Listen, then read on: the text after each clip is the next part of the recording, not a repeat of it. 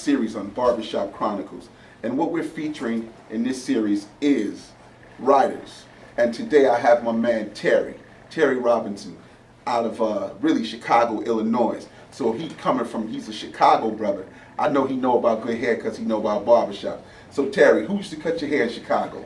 Oh man, I used to go to a guy named Dangerous Dan. That's what we call him. Dangerous Dan. Hey Dan, let me tell you, Dan, I know you dangerous, man, because you done hurt my man Terry up here. You know, cause he looking smooth, but I know he looking like Jordan. But you know, I know you done hurt my man Terry. But what we gonna do is we gonna shave Terry up. And then also remember, Terry is actually a writer.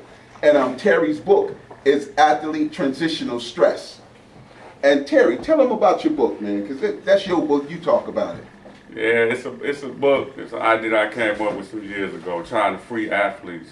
You know, it's a transition when you go from free athletes. It's about getting them out of jail. I ain't read nothing about getting out of jail, and then you talking about free athlete. It's just as bad as being in jail when you're not conscious of it. Okay. You go from an athlete to a former athlete. You don't even realize it, but you continue living your life like you're an athlete, and that creates problems. Oh, okay. So like when you say problems, what kind of problems? Well, you know, when you're an athlete, you're on a pedestal. You know, you get away with things, you do things that the average person can't do. And when you find yourself no longer in that role, you know, you try to do some of those things and you get taxed for it.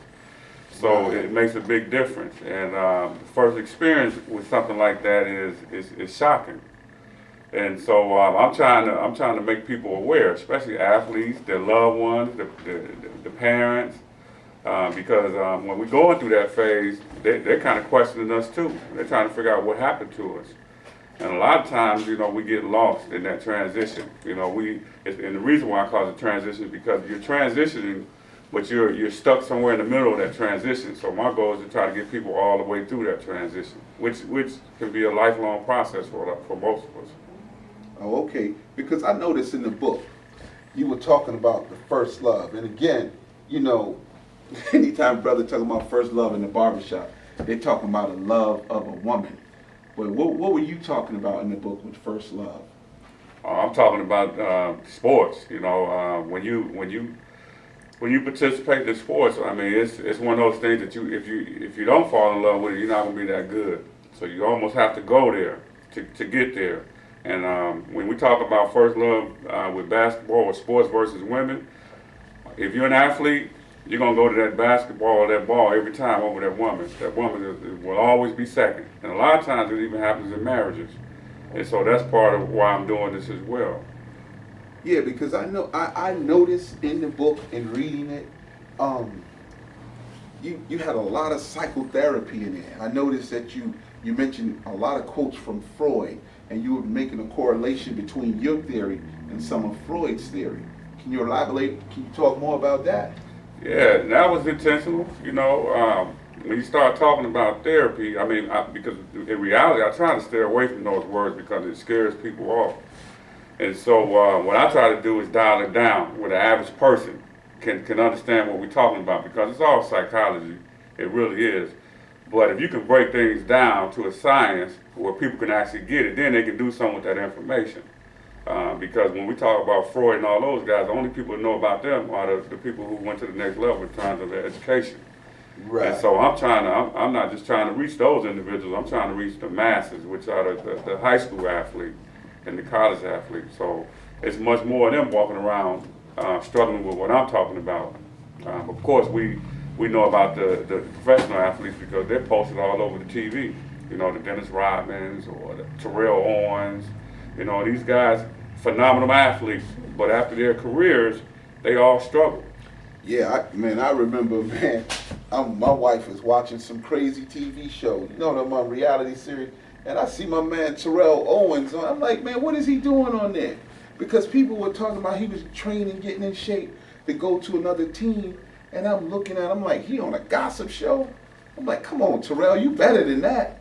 And I mean, it was just like a whole bunch of he say, she say. Now the women did look good. I'm gonna say that much. So now, if he was trying to pick up one of the chicks, I say, all right. But I mean, yeah, I noticed Terrell Owens was on there. And then, you know, this is Hartford, Connecticut. I know you're from Chicago. But here in Hartford, you know AI, right, Allen Iverson? Yeah, definitely. Well, no, you know, originally he was conceived in Hartford, Connecticut. You know, his father is a kid, Baldy. You know, and Baldy was a phenomenal basketball player. I mean, he was a park legend. And, you know, and they talked about how he was even better than Allen, you know, the son. And you know, they always say that the fruit don't fall far from the tree. So, you know, if you see an apple tree, you look on the ground, you can see a lot of apples. That's right. Some of them are rotted and some of them freshly dropped, so if you pick it up, it's still good. And somebody picked up Allen and he did phenomenal. So I understand because, you know, Baldy, you know, I think he's still transitioning, and I think your book is going to touch a lot of individuals who are struggling with just that transition on how to find their way after being that athlete. Yeah, you know, as you were talking, I was thinking of, you know, because all these different people come to mind every time I talk to somebody. And the last person I want to talk about is Roy Jones. You know, somebody that was, Come on, man. Roy Come Jones on, was the Roy. best in the business. The best. And to see him go out like he did a couple of months ago was just, it was bad, you know. But we struggle, you know, we used to being there. And the mind will tell you something, but the body's going to tell you something totally different. Yep. And I think that's what we struggle with.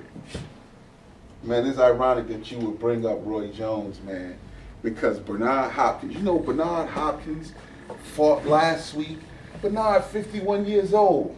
And so as I read your book and I'm sitting there watching that Bernard Hopkins fight, I'm thinking about that athlete transitional stress, you know, getting across that bridge. Here's this brother, 51 years old, multi-millionaire, very successful businessman in Philadelphia. Why is he not? What is he looking for? And I'm thinking about your book, and what you talked about is the transition, how many of the athletes never transition and they walk around inside of that box of just trying to find themselves, trying to recapture what they see as being lost. So I think your book is going to be a phenomenal tool to help those individuals. But if you can, Terry, tell them where, if they want to pick that book up, where do they get the book? You can get that book at www.letgroup1.com, and you can also get that book at Amazon. Well, I want to tell you guys, I mean, it's a phenomenal book. I mean, because, you know, I wasn't a big-time athlete, but on a boxing team, you know, I was, you know, Muhammad Ali, Sugar Ray Leonard, and one. You know, and on Main Street, you know, I done knocked out a few brothers, even some brothers as tall as you. You go in the projects, they'll tell you, man, Lil G hit him with some shots, banged him to the body, he got low, boom, hit him with that Tyson uppercut. I didn't even know it worked that well until I hit him on the jaw, and the brother fell. I really thought I was going to get beat up. And so I was transitioning myself, just trying to, you know, get myself situated. So I understand, and your book and reading your book, it's done a lot for me. So I want to tell my audience, I want to thank you guys for tuning into Barbershop Chronicles and knowing that I'm working very hard to bring great people. Because right now, Terry's actually living in Toledo, Ohio. And Terry, now what if someone wants to book you to come out and lecture and speak? Because I believe that what you've put together could help a lot of students in high school, and maybe they should have you come in and speak. Oh, okay. Well, you know, I'm a part of a consultant group, the LET Group, and you can go to www.letgroup1.com, and you can book me right there. All right. Well, again, his book is Athlete Transitional Stress. I ask that you pick it up on Amazon or www.letgroup1.com. Phenomenal book. And also, Terry's a good friend of mine and a good friend of my homies, so I want you to know that you can get something out of this. Transition to where you should be in life with athlete transitional stress. Hi, welcome to It's a G Thing, the hottest barber salon in the country. And as you know, the hottest barber in the country is me, G, from It's a G Thing. And in the chair, who I got? I got my man, Da'Shone Hughey. Da'Shone Hughey has been a long-time customer, moved to New York, moved to Maryland, done a lot of great things working with kids. But he's back in the chair today for our series at Barbershop Chronicles. What we're doing is we're featuring writers, and Da'Shone Hughey has just produced a phenomenal book, Making You a Sissy. Now I know a lot of y'all gonna listen. Hold on, is that correct? They made you a sissy. They made you a sissy. They made you a sissy role reversal. Y'all know me, man. Sometimes I'm just rambling. And what what we about to do is we about to hook Da'Shone up. We about to give him a fade because see this my customer used to drive all the way from New York to come get his cut. Then he gonna move to Maryland, right? Go to Maryland and get his hair cut in Maryland, and the fade ain't even tight. The fade ain't even tight. And I'm like, I could have never gotten away with this. You hear me? But what I'm gonna do is, today, I'm gonna hook Da'Shone up. I'm gonna blend his fade out real nice so when he go back to Maryland, he gonna be razor sharp that he may even cut that barber in Maryland. And if you watching, what I want you to do is pick up his book and also look for my video on Clipper Matrix, How to Fade. The video, you can get it for 99 cents for you. Just say, all you gotta do is put in, I'm Da'Shone's barber in Baltimore. That'll be your discount code. So now what we're gonna do, no, Da'Shone, on a serious note. So how you want, I haven't cut you in a while, but what we're gonna do is, tell me what you want to do today. Fade it out, just graze lightly over the top. And Okay. then I'll put the part in, but let me see the part before you put it in. Okay, cool. So basically we'll do what we're normally doing. Right. So now I noticed the last barber left this big ridge line in it. Can I leave that line in there or you want that blended out? Everything needs to be blended in the right way. Okay, so And we're the gonna size do that. and everything, yeah. But listen, Because you see how it's high up at the top, it's not even blended in. that's though. what I'm It's kinda saying. I like- couldn't even get away with that if I'd have did that's I know, 5 but minutes. I'm new to Baltimore, man. I don't know nobody down there. So. All right, that's cool. Hey, listen, I got my man Rocky the barber. That's what he calls himself. Rocky was from Team G thing. Rocky can fade. Rocky, I know you're still drinking vodka, but what you do, you catch him early in the morning before you get drinking. Rocky can cut. Rocky will take care of you. And what I'll do is I'll give you Rocky's number before you leave so that you can contact Rocky, because Rocky can cut. He drink, but he can cut, and he can cut drunk. I'm gonna give him that much. When I you don't want him drunk. no, but you cut drunk. But listen, you know, I want to congratulate you on your book. I mean, what inspired you to write this book? I mean, you know, I've been involved in the education system for quite a while, and Right. I've written several articles on the miseducation of urban males. Particularly, you know, we say that we're urban males, but that's the, you know, the political way to say black males. And what concerned me the most about what's going on with us is not just it's miseducation, it's sissification, it's misrepresentation, and it's disintegration of our community. And no one's saying anything about it. No one's saying a single thing. It's like we're walking around oblivious to everything that's happened. The book they made you a Sissy starts from the point of view from the Willie Dr. Lynch. And most people focus on Willie Lynch and they talk about the light skin versus dark skin. They talk about the old versus young.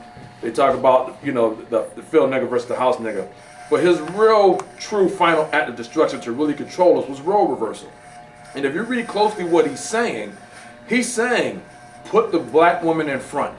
Put her in front as good business and make the black man weak. Let's destroy him. Let's destroy his image of him so that she's scared of him. She's scared for his life. She's in a frozen state of mind. She'll train her daughter to be like her, independent without a man. She'll train the man to be weak because she's afraid for his life. And we're saying that on a regular basis. We're saying that today where that's where we're at. Even if you look at the greatest civil rights movement in the last 100 years is Black Lives Matter, it was started by 3 black women to take up for the black man. Not started by us. It's not us out there fighting. They're in front of us fighting our battles for us. Oh, whoa. We have a black president. And so, I mean, because some of the people out there, they're going to get a little confused because if I understand what you're saying is, you're saying that the black woman wants to be out front. But you know, in the barbershop, dude, I'm going to be honest, I see a lot of sisters bring the little brothers into the shop. You know, I don't know where their fathers are. You know, myself, I have a couple of kids. And I know it's a challenge raising children. But in the black brother's defense, or in the sister's defense, you know, what is she to do if the man is not there? I'm not saying that she wants to be in front. That's the predicament that they put us in. She's in front because it was planned that way. Okay. That's what I'm saying. So when you get to that point, when you say, well, she's out there and she's in front, well, it's planned that way. I mean, you talk about, you know, part of the book talks about lesbianism, and it talks about homosexuality, just a small portion of it, even though that's not the focus of the book. But if you look at sisters who emulate, who call them dykes, call them what they are, who emulate dykes, what do they look like? Who do they dress like? They dress like they come in with their pants hanging out their butt, gold teeth, crew cut haircuts like us. That's what they think a black man is. They don't see a black man and see a black man with a suit and tie on and a briefcase. They see him as a wannabe thug. That's the condition that we're in. That's not saying that the women made it that way. We can go all the way back to 1792 when Willie Lynch made that speech. This playing that way. We are in a predicament, but we're allowing it. We're not addressing the issue. We're allowing these things to happen to us. We've got Donald Trump. The book talks about Donald Trump and how he was going to win the election, and what has happened in the past. We haven't recognized that we're repeating history. I even go to the part where we talk about in 1865 we had 14 black men in Congress, between the Congress and the Senate. People don't even know that. But we got a new president. It was Andrew Johnson, and he reenacted slavery. He did it by the same things that Donald Trump was going to do. What he did was he started using state laws. He started saying that we didn't have to follow a federal law. The states had their own rights, and so he acted laws. It was called the Black Codes. They focused on voting restrictions. They focused on a number of things that would limit us. And basically what he did was he took us back another 100 years. Where we thought we had freedom, we went back in a circle. And we're doing that same thing now with Donald Trump. The issue is that we're not talking about it. We're not realizing it. You still have black people out there that didn't even vote. Don't even realize that someone died so you can vote. Someone died so you could read and write. And we haven't done anything about it. Yes, we have a black president, but that didn't cure our woes. Okay. Well, I sometimes get into conflict with the women, or they get upset, because I always say that women should know their place, especially the black woman. And in reading your book, I noticed how you went into depth about the role that the male should play and the female should play. And in reading your book, I see it. I see it sometimes even in my own life, the challenge of when you have a six-figure woman and how you have to, you're fighting for position. You're fighting not only in society to be a man, but then you'll find yourself in your home fighting to be a man, fighting to be respected. So can you elaborate a little more on that role reversal and talk about those parts of your book where you were talking about how the woman wants to dominate the man, and if she's making more money than him and all of those things? Well, it's not every black woman. And I think that's what we have to focus on. It's not every black woman, but you do have a high number of women, and I think we said earlier that have obtained a certain amount of power, and they don't want to give that up. And they are looking to dominate a man. They are looking, and you'll see, what I said in the book was you'll often see a very mismatched couple. So you'll see a very attractive woman with an obese man. He might be 450 pounds. And the reason why is because she can control him. She can tell him what to do because he has very few options. You might see a very attractive woman with a shorter man. And she wants to be with him because she controls him because he might not have the same options because of his height. There are mechanisms that they're using to control us, but that's not every single black woman. Me personally, I believe that a relationship is a partnership. So it's not a matter of who's in charge, it's a matter of how you structured your partnership, and you're working on everybody's skill set to accomplish the goal that you want to accomplish in life. Okay, well that's great. That sounds really good, because I let some of my clients see your book, and many of them, they thought when they saw role reversal and they made you a sissy, the first thing they thought that the book was about men becoming homosexual. And with so much homosexual propaganda in society today, many of them just assumed that your book was about how we're being pushed or being, just the level of homosexuality that's just out there. And so, were you concerned about that undertone? Because, as you know, that's a strong community.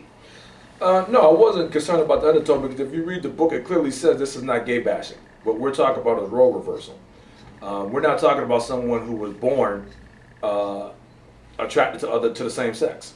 And there are people who are born that way. You were born that way. You're attracted to the same sex. You've always been that way. We're not talking about that. We're talking about a doctrine that was created to weaken us. So we're talking about things like mass incarceration, where now you've got a young guy involved with men, and he's exposed to sexual experimentation. He's in jail for 10 years. We're talking about things like that. We're talking about young females who never seen a man treat a woman right. They've never seen their mother treated right, who end up growing to dislike men, either subconsciously or consciously, and end up choosing to be with the woman because they feel like no one's going to understand them but a woman. So we're talking about things like that. We're not saying that we're not gay bashing, but we are talking about some things just very slightly going to the gay community, but not so much to say that something's wrong with the gay community. If you're gay and you were born that way, there's nothing you can do about that. Okay, well, I'm glad you cleared that up. So those, when y'all go buy the book, know that you can purchase the book, because the book is not about gay bashing, but it's about role reversal. And that Willie Lynch doctrine, you hear so many people referencing it, but I've never seen anyone expound upon it in a manner in which you have done. You have taken it to task and dissected it such that you can see the role that that doctrine, which was written hundreds of years ago, affects our lives today, and how maybe we should revisit that doctrine and look at what it is that we're doing to see how we can take your writing and that writing and put it together to find a solution that's going to allow us to play the role that we were meant to play. I agree. I like what you said. I like how you put it. And it's true. I mean, we haven't looked at that doctrine in the way that I've examined it. But if you look at it and read what I'm writing, it's right there. It's in writing. His doctrine was to control you for life. And that was the greatest portion of it. The greatest portion wasn't the dark versus light. It wasn't the age versus young age. It's the complete domination where the man is now a woman. And let's be very clear. You're not afraid of a woman. No one's afraid of a woman. I mean, you know, you can say what you want to say. There's some strong sisters out there, but they're not afraid of you in the same sense that they're afraid of a man. I mean, you look around here and you look at some of the brothers here. You got brothers here 6'7", 6'5". You got brothers weigh 400 to 250 pounds, solid. You know, that's a threat to a lot of people. You see a black man walking down the street like that. But to weaken him mentally and to soften him up to make him so that he can't be a man, so that he can't stand for anything, that's domination. That's control. So what would you say would be the next best thing for us to do? How do we implement a strategy that's going to begin to fashion and mold these young males into not being into role reversal? Well, you know, I'm a big fan of the family unit. I got to tell you that. You know, I'm not in favor of single parent households, and I know some people are going to be upset with that. I actually was a single parent, so I had raised my son by myself, but I'm not in favor of that. I think that that's part of our destructiveness. That's part of how we're destroyed. It's a great portion of it. And in the book we talk about how it's commonplace in the black community to have one parent, and usually that parent is your mother. So I think we have to start talking about those things and start talking about the family structure. You know, people don't want to hear it, and people always mention names like Isaiah Thomas and you know how he made it, and I always tell people Isaiah is one of 9 children. And if you played basketball and you took 9 shots, you only made 1, you'd be off the team on the bench. If you were a wide receiver and they threw you the ball 9 times and you only caught one of them, you'd be on the team off the bench. If you were a baseball player, you'd bat 9 times and you only got 1 hit, you'd be on the team off the bench. We can't use things like that to justify what we're doing.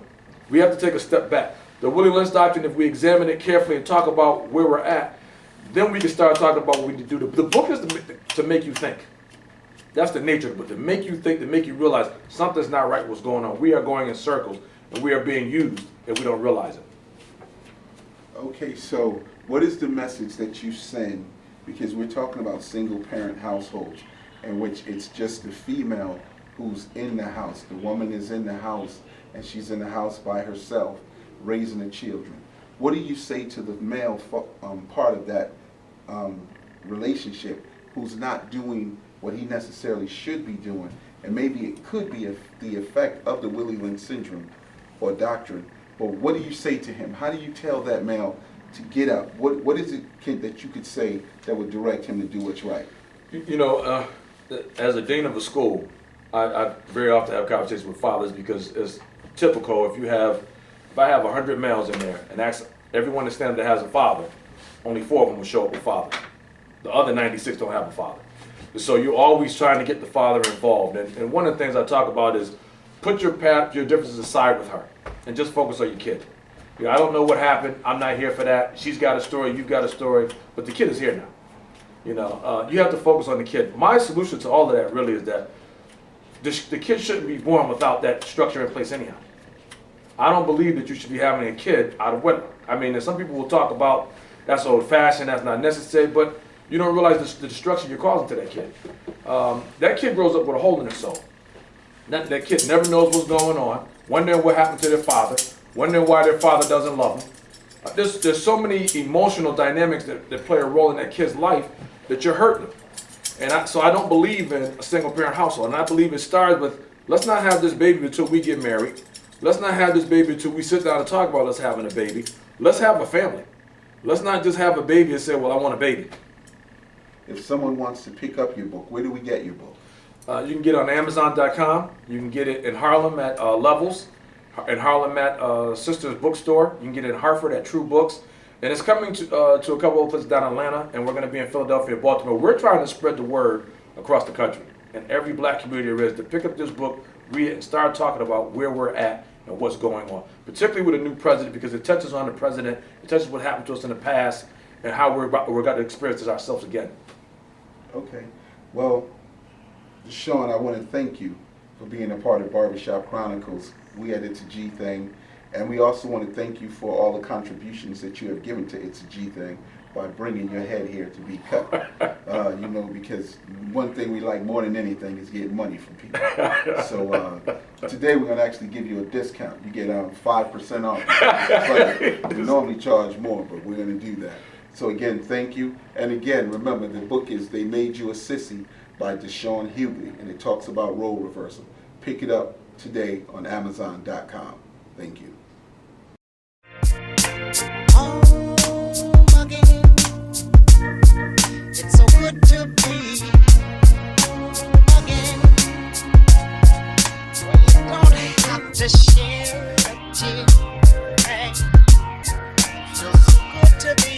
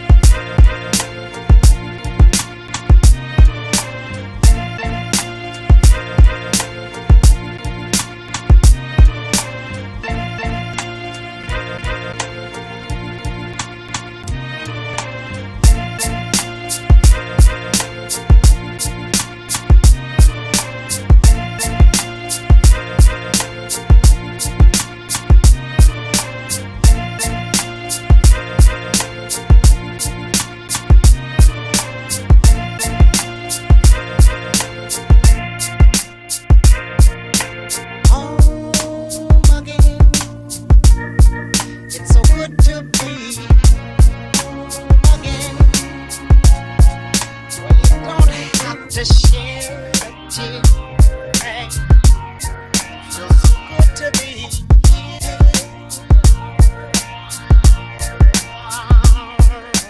home again. It's so good to be home again. Well, you don't have to share a tear. Feels so good to be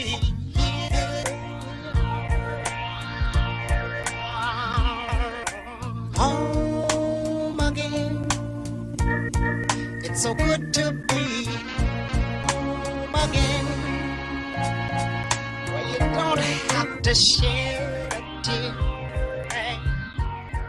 Feels so good to be